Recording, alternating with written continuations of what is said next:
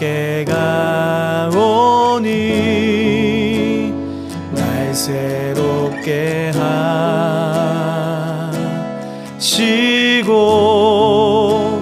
주의 은혜를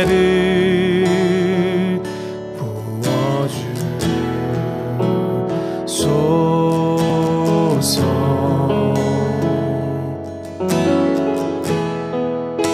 내 안에 발견한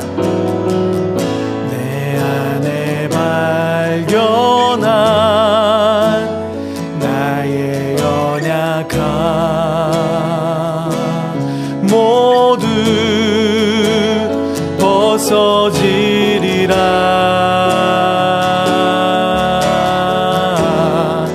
주의 사랑으로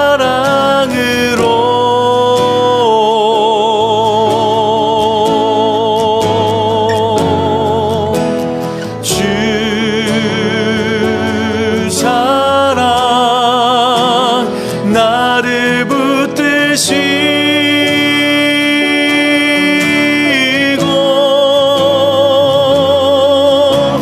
주 곁에 날 이끌소서.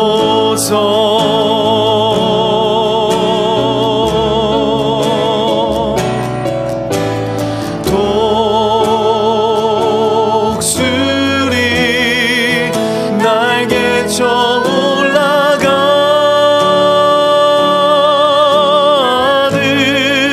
나 주님과 함께 일어나 걸으리. 주의 사랑 안에 주 사랑 나를 붙드시고 주 사랑 나를 붙드시고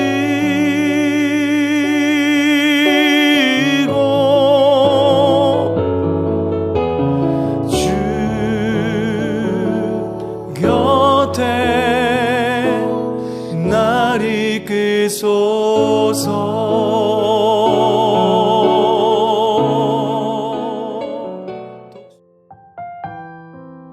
오늘 함께 보실 말씀은 로마서 4장 1절에서 12절 말씀입니다. 말씀은 제가 읽겠습니다. 그러면 육신상으로 우리의 조상인 아브라함이 무엇을 얻었다고 우리가 말할 수 있겠습니까? 아브라함이 행위로 의롭게 되었다면 그에게는 자랑할 것이 있었을 것입니다. 그러나 하나님 앞에서는 자랑할 것이 없습니다. 성경이 무엇이라고 말합니까? 아브라함이 하나님을 믿으니 하나님께서 그를 의롭다고 여기셨다 하였습니다. 일을 하는 사람에게는 품삯을 은혜로 주는 것으로 치지 않고 당연한 보수로 주는 것으로 생각합니다. 그러나 경건하지 못한 사람을 의롭다고 하시는 분을 믿는 사람은 비록 아무 공로가 없어도 그의 믿음이 의롭다고 인정을 받습니다. 그래서 행한 것이 없어도 하나님께서 의롭다고 여겨주시는 사람이 받을 복을 다윗도 다음과 같이 말하였습니다. 하나님께서 잘못을 용서해 주시고 죄를 덮어주신 사람은 복이 있다. 주님께서 죄 없다고 인정해 주실 사람은 복이 있다. 그러면 이러한 복은 할례를 받은 사람에게만 내리는 것입니까? 그렇지 않으면 할례를 받지 않은 사람에게도 내리는 것입니까? 우리는 앞에서 말하기를 하나님께서 아브라함의 믿음을 의로 여기셨다 하였습니다. 그러면 어떻게 아브라함이 그러한 인정을 받았습니까? 그가 할례를 받은 후에 그렇게 되었습니까? 그렇지 않으면 할례를 받기 전에 그렇게 되었습니까? 그것은 할례를 받은 후에 된 일이 아니라 할례를 받기 전에 된 일입니다. 아브라함이 할례라는 표를 받았는데 그것은 그가 할례를 받지 않은 상태에서 이미 얻은 믿음의 의를 확증하는 것이었습니다.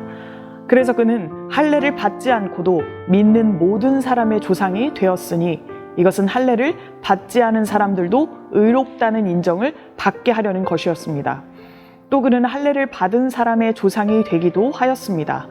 다시 말하면 할례만 받은 것이 아니라 또한 우리 조상 아브라함이 할례를 받지 않은 상태에서 걸어간 믿음의 발자취를 따라가는 사람들의 조상이 되었습니다.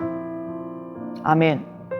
로마서 1장에서 4장까지는 오직 믿음으로 의롭게 된다는 내용이 나옵니다. 특별히 오늘 본문은 바울이 주장하는 믿음으로 의롭게 되는 것이 무엇인지를 아브라함 이야기를 통해 들려줍니다. 당시 초기 기독교 공동체 중에 하나인 로마 교회 상황은 어떻습니까? 초기 기독교는 율법을 통해서 의로워지려고 했습니다. 그들은 예수 그리스도를 믿고 따르며 열심히 신앙생활을 했습니다. 하지만 그렇다고 해서 예수님이 살아계신 것이 실제적으로 믿어지는 것은 아니었습니다. 예수를 믿고 따르지만 하나님의 나라는 눈에 보이지 않는 겁니다. 믿음으로 의롭게 되고 하나님의 자녀가 되었지만 그들의 삶의 수준은 율법을 준수하고 따르는 공동체의 모습과 비교해 보았을 때 그들의 삶의 수준에 이르지 못하는 것 같다라는 것이 그들의 생각이었습니다. 심지어 그 안에서 수많은 문제들도 발생했습니다. 그때마다 율법을 지켜야 한다는 생각에 사로잡힌 것입니다. 진정으로 제대로 의로워지기 위해서는 할례를 받고 율법을 지켜야 하는 것 아닌가라는 의문이 그들 안에 생기기 시작했습니다. 그리고 그런 삶을 추구하게 되는 것입니다. 여러분, 율법은 무엇입니까? 모세 때부터 유대인들이 지켜야 하는 엄격한 전통적 규율이었습니다. 모세의 율법은 그들이 이방인들과 구별된 존재임을 드러낼 수 있는 수단이었습니다. 오늘날 우리 교회라고 다르지 않습니다. 그런 방식으로 우리들은 목회를 합니다. 은총의 빛 가운데 있는 것이 아니라 율법을 통해서 이야기한다는 말입니다. 그래야 신앙을 통한 복이 주어질 것이다 라고 이야기합니다. 이렇듯 여전히 예수 그리스도의 십자가와 부활 사건에 바로 서지 못하고 있는 우리에게 오늘 본문은 명확한 해답을 주고 있습니다. 바울은 당시 로마 교회 교인들 뿐만 아니라 우리들에게도 율법이 아니라 오직 믿음으로만 의롭게 될 수 있다고 이야기하고 있습니다. 그는 그의 주장을 뒷받침하기 위해서 아브라함을 예로 듭니다. 아브라함은 어떤 사람입니까? 믿음의 아버지라고 일컬어지는 사람입니다. 그는 자신의 인생 여정 가운데 마주한 온갖 유혹과 시험에도 불구하고 하나님을 신실하게 의지했던 인물입니다. 그가 100세에 얻었던 아들 이삭을 제물로 바치라는 하나님의 명령에 기꺼이 순종했던 이야기를 우리가 잘 알고 있습니다. 이 이야기는 절대적 믿음이 무엇인지 우리에게 보여줍니다. 심지어 예수님의 십자가와 순종, 그 모습과 굉장히 닮아 있습니다. 그렇습니다. 아브라함은 모세의 율법이 존재하기도 전에 그 율법을 온전히 지킨 자입니다. 이것이 가능한 것은 율법이 존재하기도 전에 창세기 때부터 하나님께서 아브라함의 마음속에 문자화되지 않은 율법을 심어주셨기 때문입니다. 다시 말하면 율법을 알던 유대인이 먼저가 아니라 하나님을 믿고 믿는 자답게 진정 믿음으로 의롭게 된 사람이 먼저라는 것입니다. 의롭게 된다는 것은 윤리적인 행실로 도달할 수 있는 것도 또 구별된 혈통으로 이룰 수 있는 것이 아닙니다. 오직 하나님을 믿음으로 이룰 수 있는 것입니다.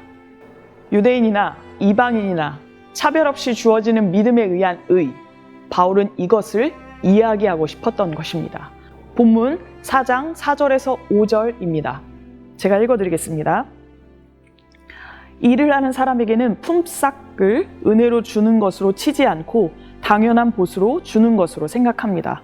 그러나 경건하지 못한 사람을 의롭다고 하시는 분을 믿는 사람은 비록 아무 공로가 없어도 그의 믿음이 의롭다고 인정을 받습니다. 노동에는 그에 상응하는 적절한 대가를 받는 것이 맞습니다. 그러나 믿음에 대한 의는 그것과는 전혀 다릅니다. 왜냐하면 믿음을 통해 얻게 되는 의는 행위로 얻어지는 것이 아니라 전적으로 하나님의 선물이기 때문입니다. 본문 4장 9절에서 11절입니다.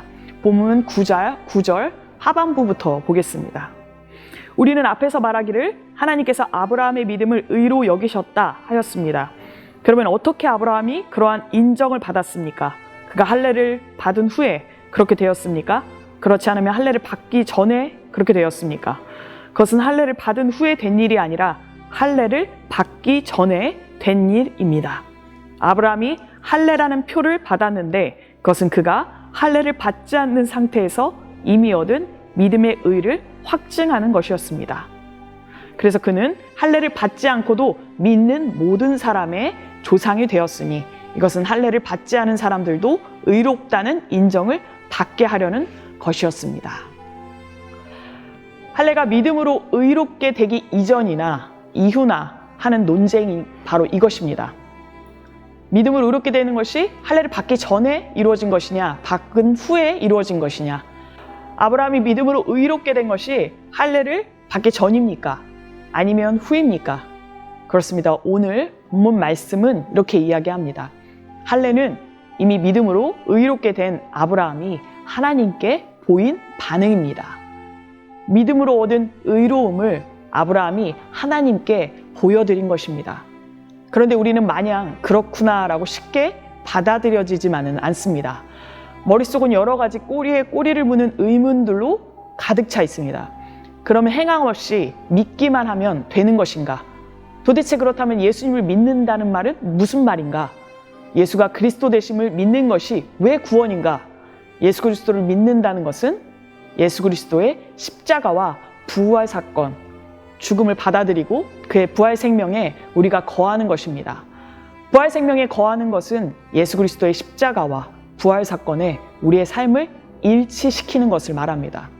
우리는 여전히 예수를 믿기 이전의 삶의 방식대로 살아가고 있습니다. 자녀가 공부를 잘했으면 좋겠고 이 땅에서 좀 부유하게 살았으면 좋겠고 추진하고 추구하는 것에 진전이 있어야 하고 우리가 원하는 것이 이루어져야 하고 이 땅에서 좀 더 모양새 있게 이 시대가 원하는 가치관대로 살기를 원합니다. 그런데 여러분, 예수 그리스도를 믿음으로 의롭게 된 우리가 세상의 어떤 사람들보다 세상적으로 좀 더 나은 삶을 살게 해달라고 하나님께 구한다면 우리는 여전히 예수 그리스도의 십자가와 부활 사건과는 무관하게 살고 있는 것입니다. 아직도 자기 집중, 자기 연민에 빠져서 자기를 부인하라는 말씀과는 반대된 삶을 살고 있는 것입니다. 사랑하는 성도 여러분, 예수가 그리스도 되심을 믿으십니까? 그렇다면 이전에 우리가 꿈꾸던 모든 삶을 십자가에 못 박으시기 바랍니다. 우리에게 일어난 십자가와 부활 사건이 무슨 사건이고 그것이 말하는 것이 무엇인지 바로 깨달아 아시기 바랍니다. 그것을 깨닫는 것은 예수 그리스도의 사건과 일치되는 삶을 사는 것입니다. 그것이 바로 믿음으로 의롭게 된 자의 삶입니다. 오늘 믿음으로 의롭게 된 자답게 온전한 주님의 하루를 내 삶에 펼쳐나가는 저와 여러분 되시기를 간절히 축원합니다. 다 같이 기도하시겠습니다. 사랑의 하나님, 우리의 어떤 노력과 윤리적 행실로가 아니라 온전히 예수 그리스도 한 분을 믿음으로 말미암아 의롭게 됨을 믿습니다. 지금 저희 앞에 어떤 상황이 펼쳐지든 예수 그리스도를 믿음으로 기꺼이 승리하는 삶을 누릴 수 있도록 도와주시옵소서. 예수님 이름으로 기도드립니다. 아멘.